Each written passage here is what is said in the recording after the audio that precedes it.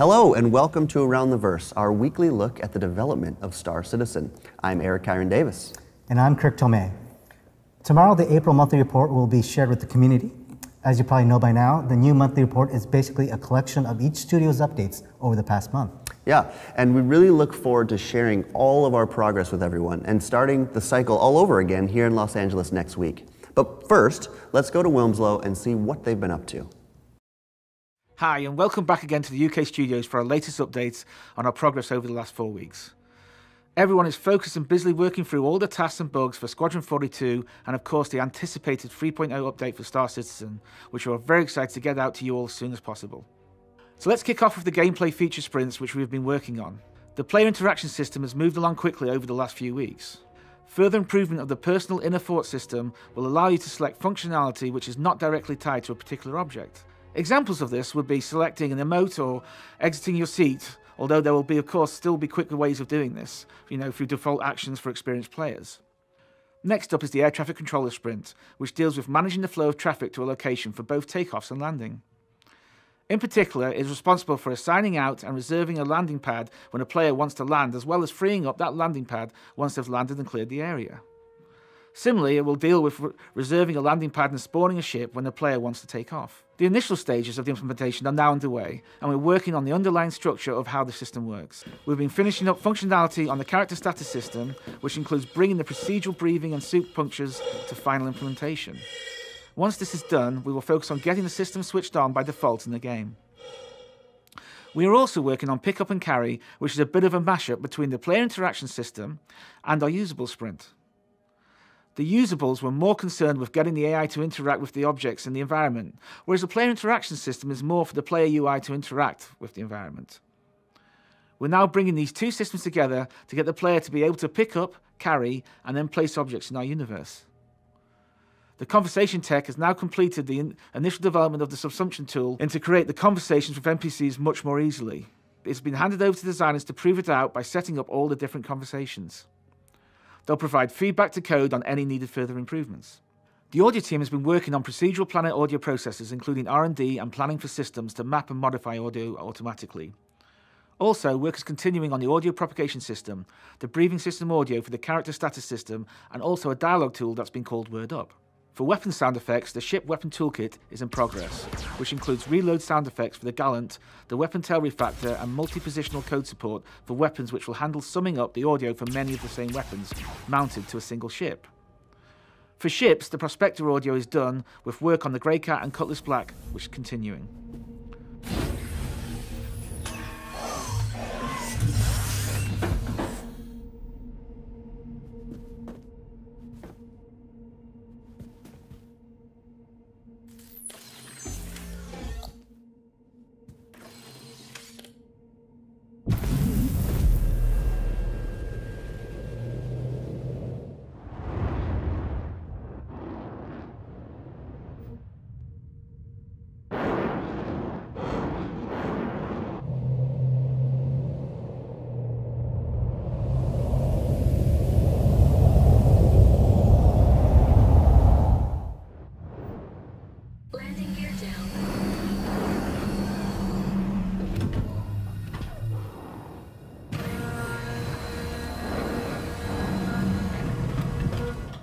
The music department continues to work on the dynamically looping cinematic ambient music system, cleaning up dogfighting music logic, the addition of tension system prototyping for the planet-side procedural music, and have also added more music to the launcher.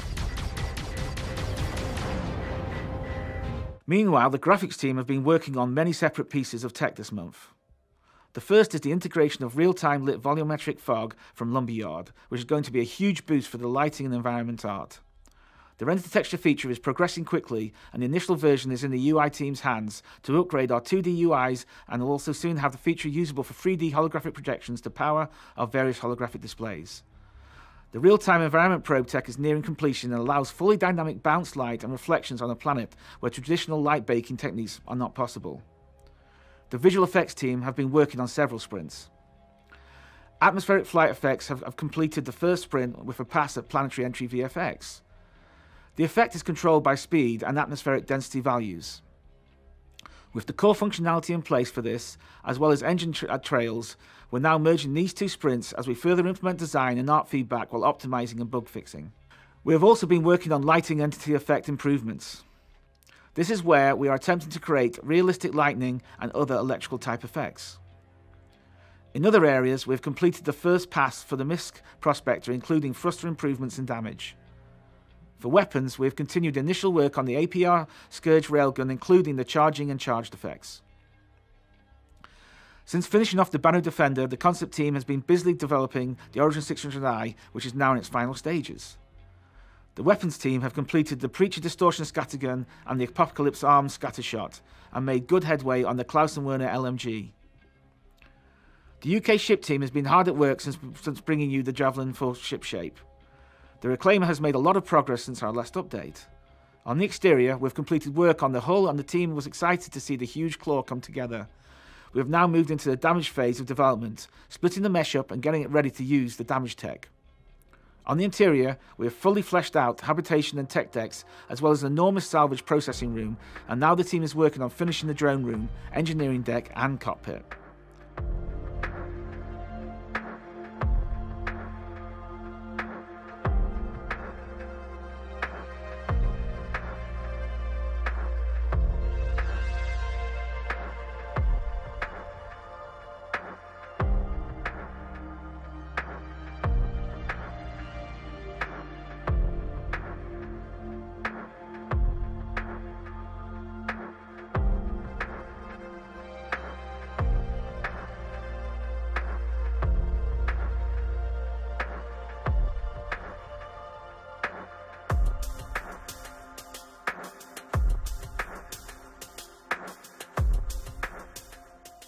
Work has also begun on the derelict ships so that design can start laying the groundwork for mission-specific scenarios, encompassing ships and wreckage. An initial batch of ships that include the Connie, Caterpillar Starfarer and the Freelancer are being broken down to their structural elements and made to look destroyed. Material work is being pushed alongside to give the ships a far more deteriorated and aged look.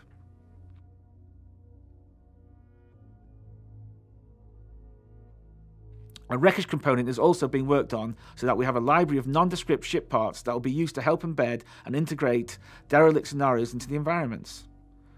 The Razor artwork is now complete with the ship, and it's gone through a full damage pass. Some cool work has been done on breaking this one into pieces, and we're really excited to show you the results. Currently, LODs are being finalised on the hull, and Art are working closely with tech design to get this one flight ready. The hull C is also moving along nicely. The hull mesh is now largely complete, with manoeuvring thrusters being incorporated and polish work matching up the interior and exterior.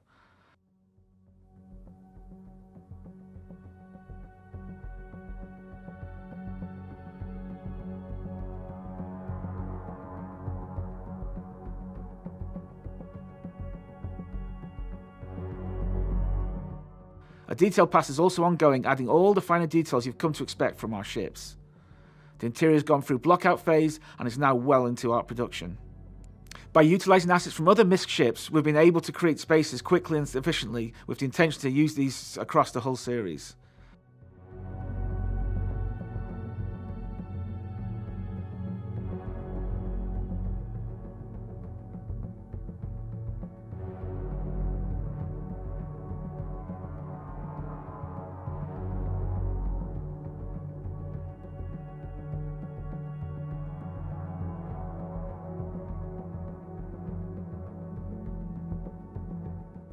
The environment team are continuing to explore ways to create volumetric forms in space with the graphics team. We've been baking out simulations and doing some initial renders. The surface outposts are finishing their interior visual benchmarks for engineering, habitation and hydroponics. These will then be distributed to the various outpost layouts and configurations. The team is continuing to set dress, light and polish these interior spaces to build character, while also exploring options for navigation and branding based on the lore and fiction. The truck stop space stations have moved into the final art phase, so the team is busy building out the shader library and working up some example pieces to final quality.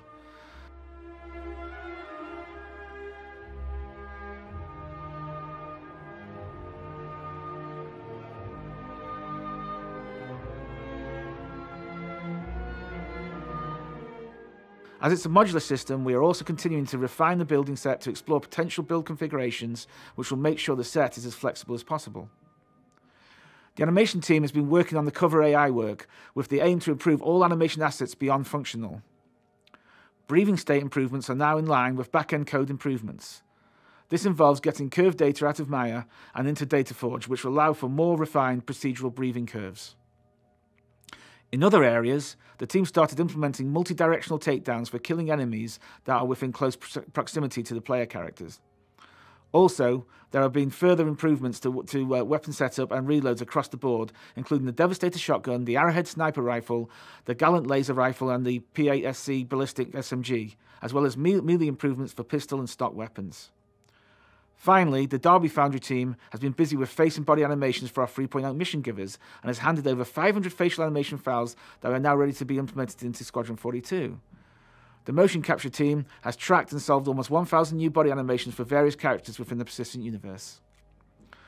The team has also been working on new facial animations for shooting guns.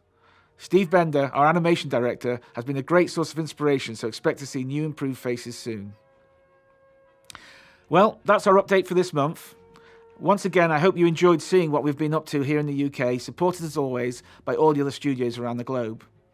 Thanks again for all your support and encouragement and for joining us on our journey to make Star Citizen become this incredible reality. Everyone on the team really appreciates the trust our community places with us, allowing us to create this amazing universe. Without you all, Star Citizen would not be the reality it has become. Thank you, take care, and I look forward to seeing you in the verse.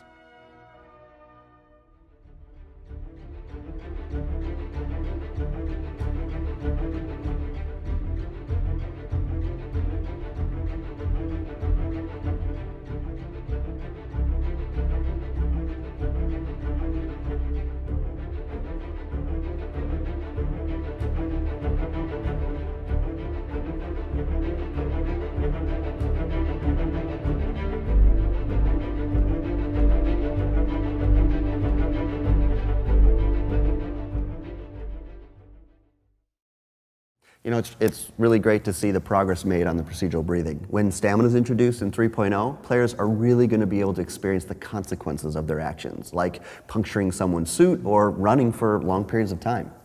Yes, it's part of the detailed universe building that we're implementing. First with the rollout of 3.0, then testing the expanding universe from there. Yeah, and speaking of the 3.0 rollouts, up next we see how the new interaction system influences every aspect of gameplay. Take a look.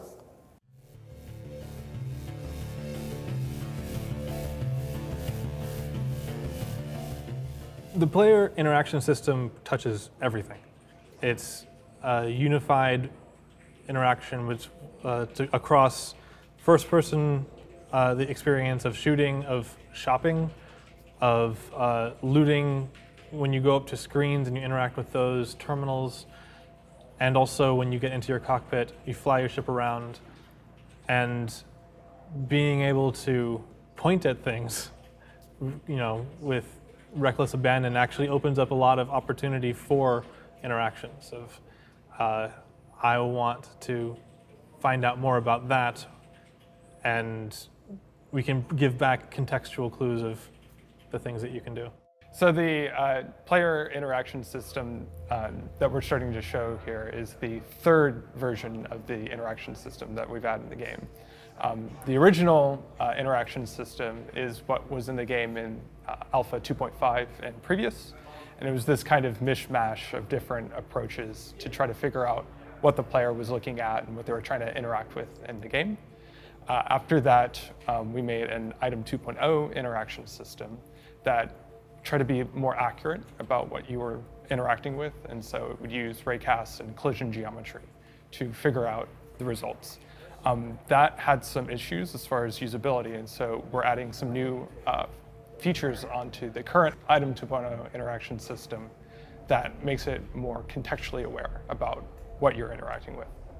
Our old system, it was basically the dreaded use system that basically, you know, we had the bounding box that you had to be inside, and then you can only really have one action tied to that, and, you know, it wasn't very descriptive. It was just use, right? And that's why is kind of deemed as the use system. To get the player interaction system going, it really required a pretty fundamental rewrite of the interface we would use to interact with objects within the game. For example, for first couple of years on the project, we were so used to just having the big, horrible use prompt on everything.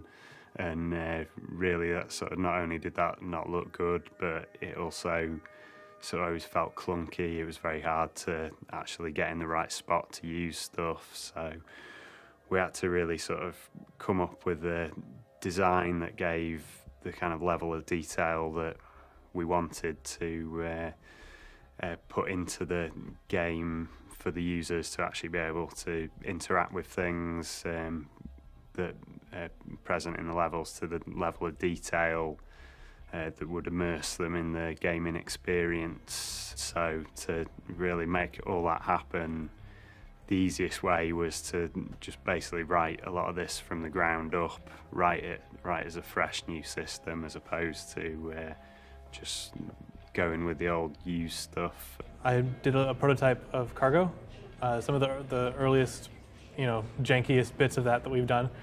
And as part of that, I did a little section in a freelancer that would detect that you brought a thing in and then show it up on a Cargo manifest screen, which was the first time that I made a thing with a cursor on it. Eventually, that turned into MFDs and how you interact with that stuff in the screens in your cockpit.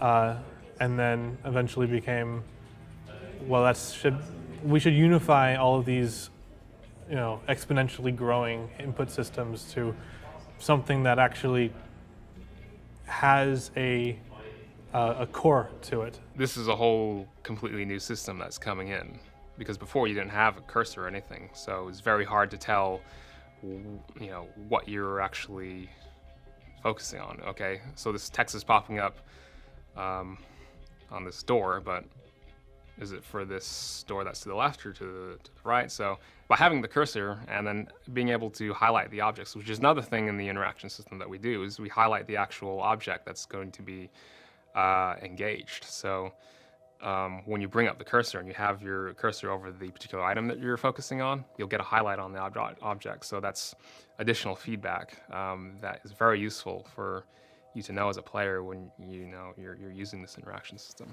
It's like, okay, here's the door that I'm focusing on, and here's the actions that are tied to that. I mean, the whole idea is to make all interactions that you can have in the game extremely consistent. So, for instance, if you want to walk up and interact with the terminal screen, that's the interaction system. You can, bring up a cursor, click certain buttons. That can be applied to something where it's like a kiosk, where it has a very in-depth interaction where you have multiple buttons and filters and all sorts of things. Or it can be used for like an elevator panel where you're selecting between floor 1 and floor 2 and something simple like that. But also that's just screens, but we can also use that system for picking up objects in the world or interacting with a physical control panel. As we've gone through iterations of the interaction system, it hasn't changed too much philosophically. It's always been about having the objects in the world sort of dictate how you interact with them in tandem with your current state.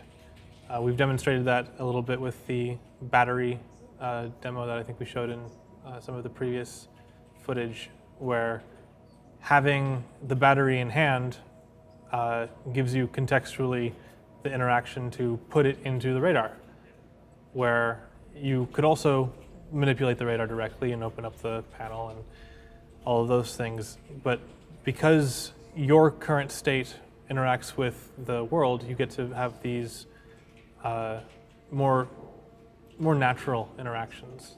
So the way the system would work on a regular basis is the user would press and hold F to go into the interaction mode. They'd then be presented with a cursor that could kind of lead the choice. Choice may also depend on the proximity of the player to the various objects and the way been facing and such, but really the cursor would kind of lead the action.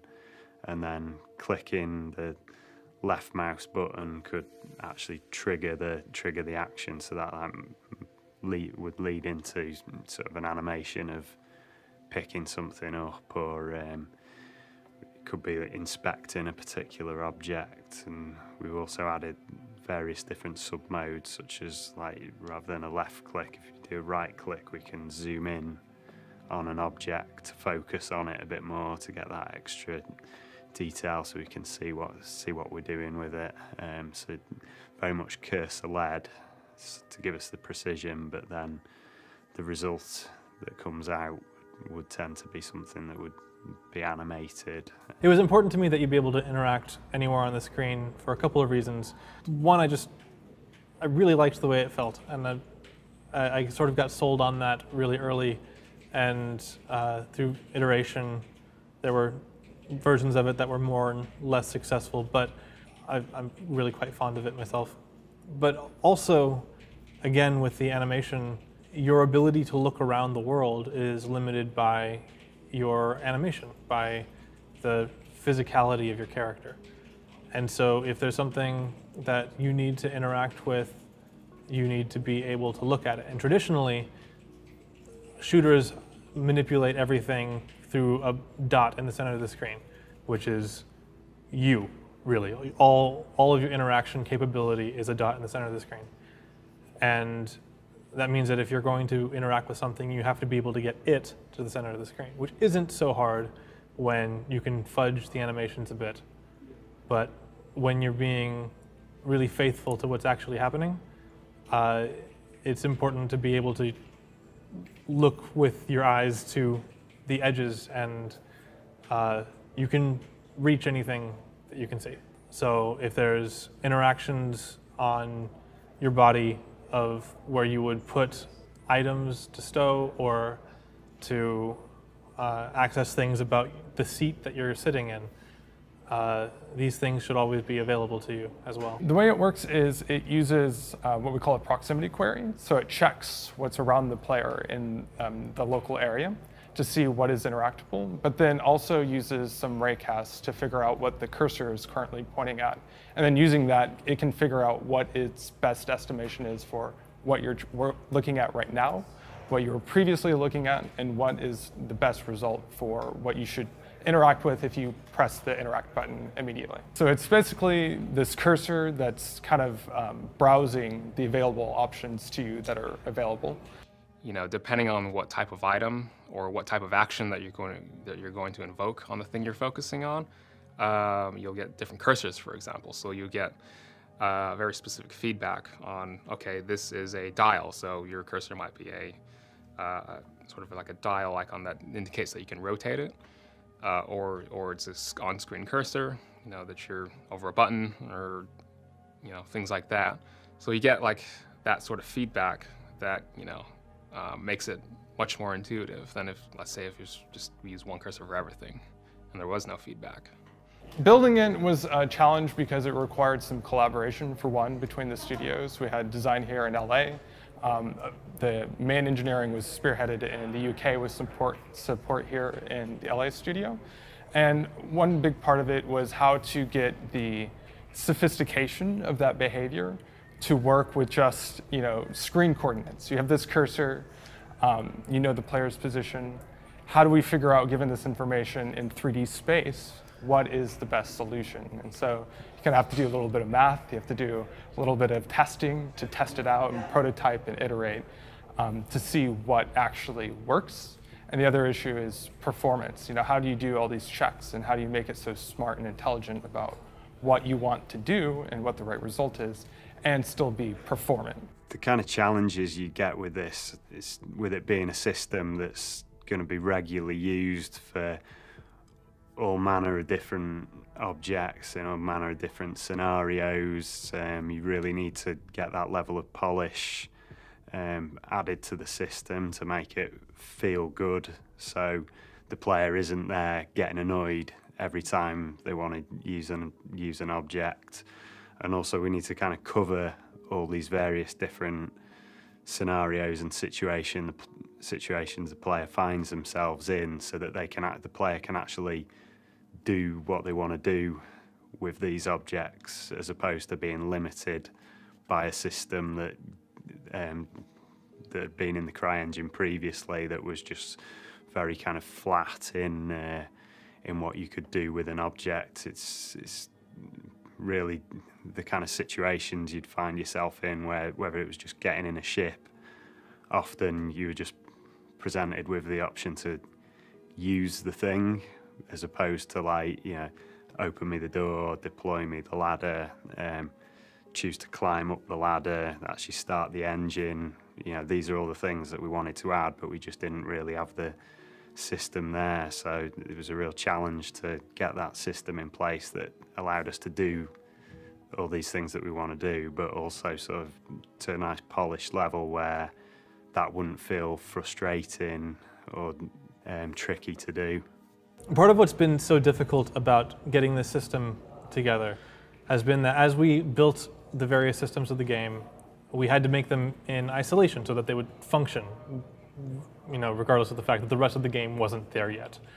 So now that we have those things and we want to bring them all together, consolidate them into something that's a bit more robust and sensical, building that is difficult, because you have to take all these really specific behaviors that are tailored to all these systems and create a generic interaction object that needs to sync with a generic usable object, which needs to sync with a generic animation object. And all these things have to, they have to be that generic because they need to touch so many parts of the game.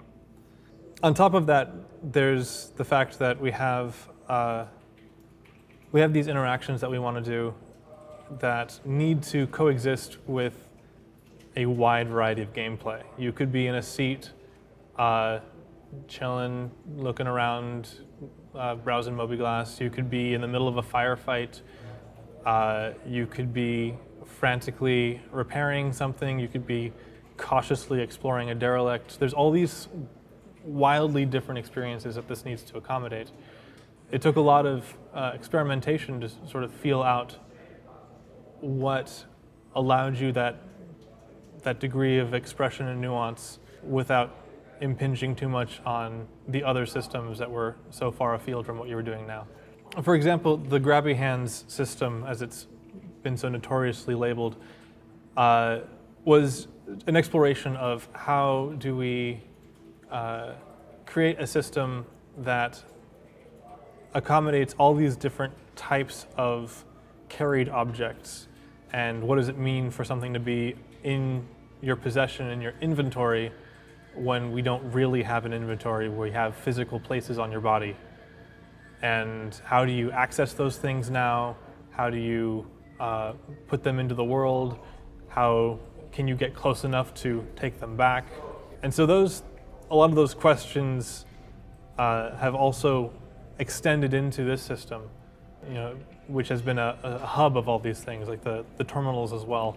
There's some real intelligence added to the system to create that nice feel of an intuitive kind of selection of the objects that you're close by with, what you're trying to interact with.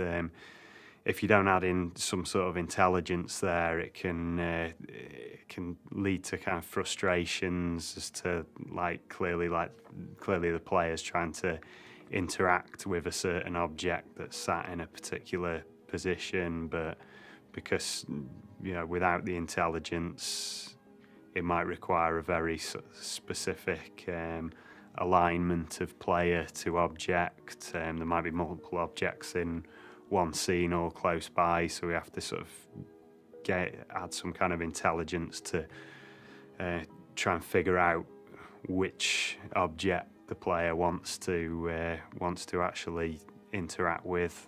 Whenever you interact with something in the world, the way that that thing is designated as being interactable is using the Item 2.0 component system. So a designer would create some kind of record for something that they want to be interactable. It could be an elevator, it could be a door, and then they'll give it the interactable component. And on the interactable component, they define the sets of interactions that can be used with it, and then the interaction points that are on that entity, where they want those interactions to be shown. One thing that the new interaction system adds is the ability to kind of have interactions on particular bones and subregions of an entity, whereas previously, the old system made it where you kind of had these large bounding boxes and you would kind of get lost whenever you're trying to find things. It wasn't clear. So the important thing about having these generic components is it gives us the building blocks to make things that are ultra bespoke.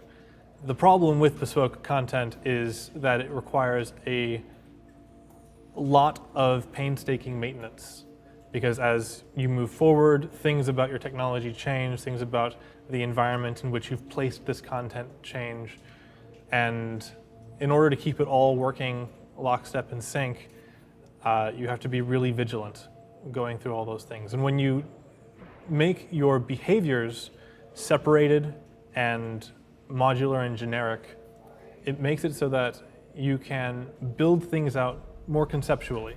This thing is heavy, but it can be picked up and it takes two hands. So that's going to affect what you can be holding at the time you try to interact with this thing.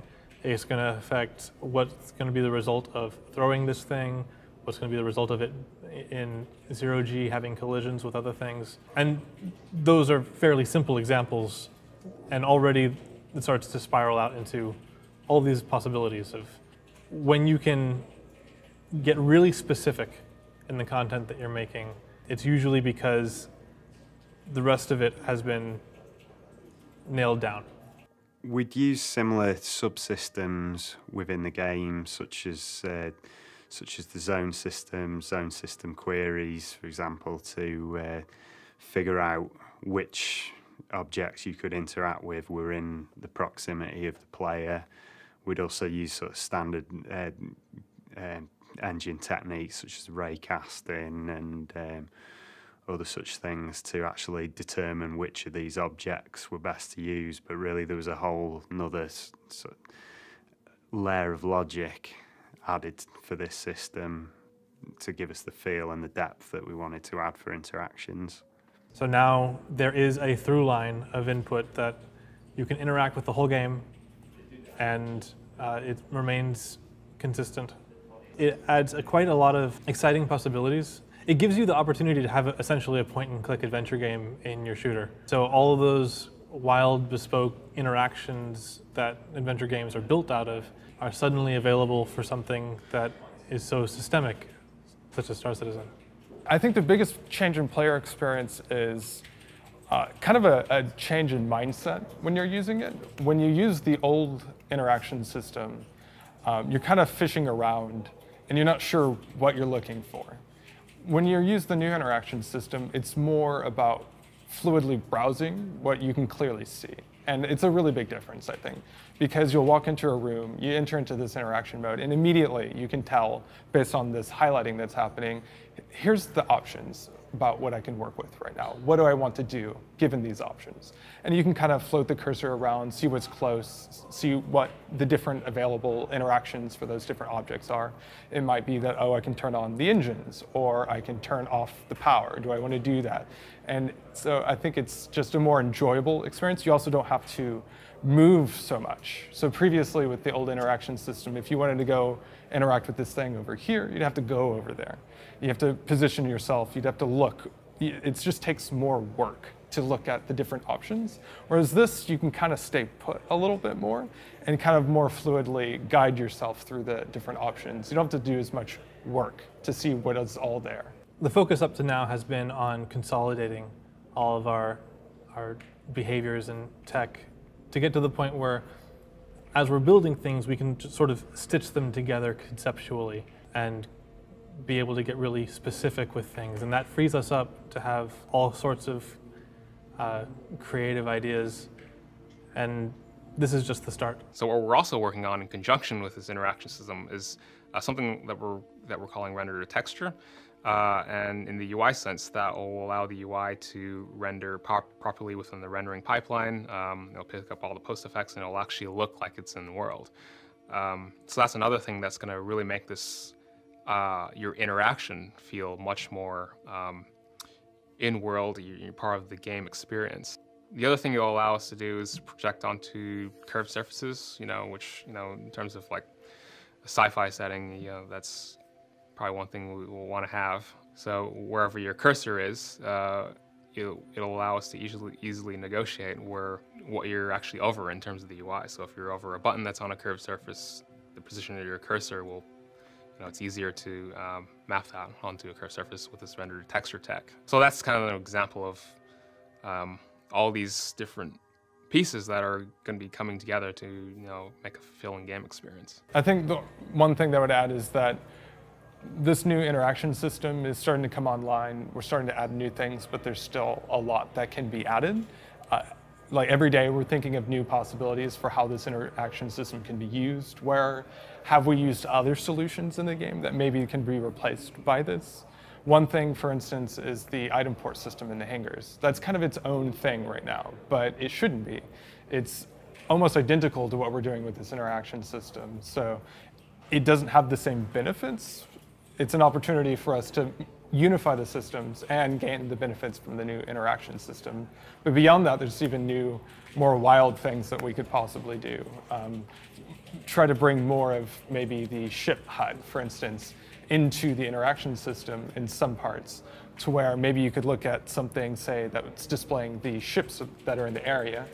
It might be possible to then select one of them and then find some information about it or communicate with that particular player. Using the new interaction system, we can generate new interaction points and new interactions at runtime.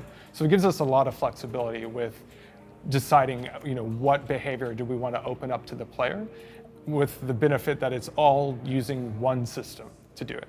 This game has been very iterative, and I think that's one of the great things about it. But certainly the interaction system is a great example of that. We kind of start with this stuff that we have in CryEngine, and it works. It's not like it was broken, but it didn't have everything that we needed, so we started adding stuff to it. But it was buggy, it wasn't performant, it didn't do quite what we needed, so we kept having to iterate and change and invent and make new things. And now we're getting to this place where eventually, after a lot of work, we're bringing it all together, and I'm really excited once we get it in the players' hands and they can start to see all of these things coming together. As the guys said, the new system is just the groundwork for more realistic experiences here in Star Citizen. It will continue to grow, just like our universe. Yes, and it will affect every aspect of the universe to create a more immersive player experience. Yeah, and before we go, I just want to remind the subscribers that they can fly the Drake Buccaneer as part of our Ship of the Month. Subscribers will also get an Icarus One Holo model as part of their flare this week. And if you're interested in learning about our subscriber program, check out the link in the description. That's all for this episode of ATV. We want to thank all of our backers for your continued support. Yeah. You're the reason we're able to create the best damn space sim ever. Yeah, and we're also very grateful to all of our subscribers who make shows like this possible. Thank you. And thanks for watching. We'll see you around the verse.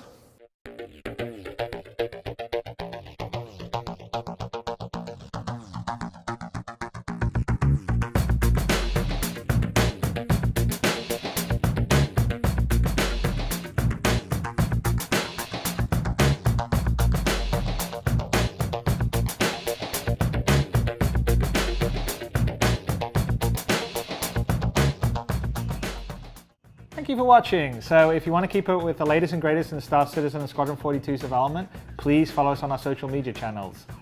See you soon.